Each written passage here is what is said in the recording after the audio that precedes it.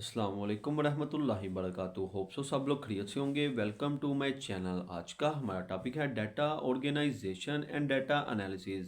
Data को तरतीब देना और इसका तज्जिया करना बायोलॉजिकल मेथड के अहम मराहिल हैं। डाटे से मुराद मुशाहिदात और तजर्बात के नतीजे में हासिल होने वाली मालूमात मसलन नाम, तवारीख, मकदारें हैं। डाटा को तरतीब देना बायोथीसिस को तश्कील देने और फिर टेस्ट करने के लिए साइंसदान डाटा इकट्ठा करते हैं और इसे तरतीब देते हैं। कोई तजर्बा करने से पहले साइंसदान के लिए डाटा इकट्ठा करने के तरीके बयान करना बहुत अहम है। इससे तजर्बे के मेयार का यकीन होता है। डाटा को मुख्तलिफ सूरतों में तरतीब दिया जा सकता है, मसलन ग्राफ्स, टेबल्स, फ्लो चार्ट्स, नक्शे और तस्वीर वगैरह। डाटा का तज्जिया करना, डाटा एनालिसिस, हाइपोथेसिस को तजर्बात के ज़रिए दुरुस्त या गलत साबित करने के दौरान डाटे का तज्जिया भी ज़रूरी है। डाटे के तज्जिए में आमतौर पर शुमारियाती तरीके यानी तनासुब और प्रोपोर्शन इस्तेमाल किए जाते हैं। जब दो मकदारों मसलन ए और बी में ताल्लुक़ को हासिल तकसीम की सूरत में ज़ाहिर किया जाए तो ऐसे ताल्लुक़ को एक मकदार का दूसरे के साथ तनासुब कहते हैं। तनासुब को दोनों मकदारों के दरमियान तकसीम प्लस या कोलन की अलामत देकर लिखा जाता है।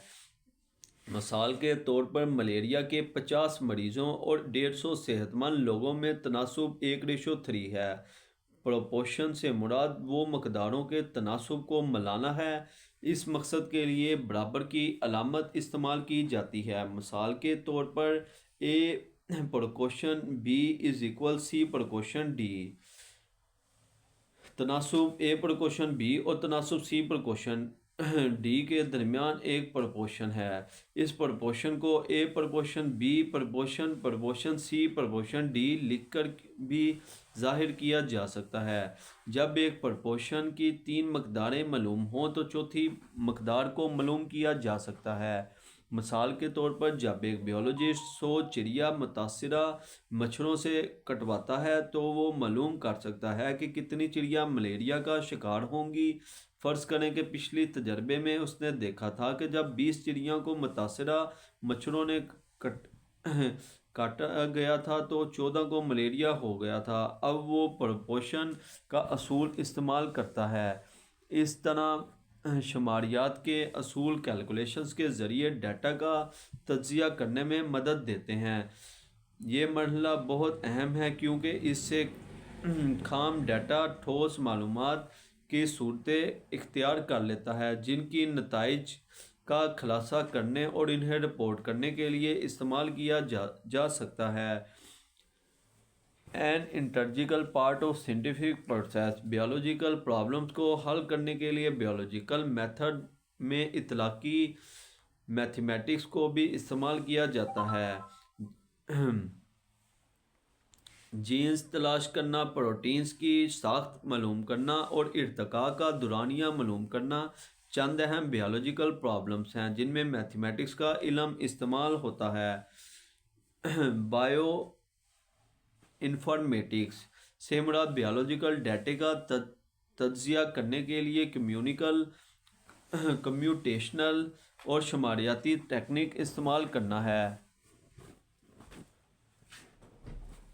है बायोडाइवर्सिटी की। हम जानते हैं कि ज़मीन पर रहने वाली जानदारों की इकसाम तो कम अज़ कम 1 करोड़ हैं, लेकिन इनमें से 1/3 से भी कम ऐसी हैं जिनका बायोलॉजिस्ट ने मुतालिया किया है और रिकॉर्ड बनाया है। जानदारों की इकसाम में तनू यानी डाइवर्सिटी ज़िंदगी में पाई जाने वाली बुनियादी यकसानियत से कहीं ज़्यादा है। हम देखते हैं कि ज़िंदगी की बहुत खसूसियात तमाम जानदारों में मुश्तरका है। जानदारों की 5 बुनियादी ग्रुप्स प्रोकैरियोट्स, प्रोटिस्ट, फंजाई, पौधे और जानवर हैं। इस बाब में हम जानदारों के इन ग्रुप्स में फ़र्क पढ़ेंगे। हम ये भी देखेंगे कि जानदारों की ग्रोहबंदी यानी क्लासिफिकेशन किस तरह की जाती है और इनको साइंसी नाम किस तरह दिए जाते हैं।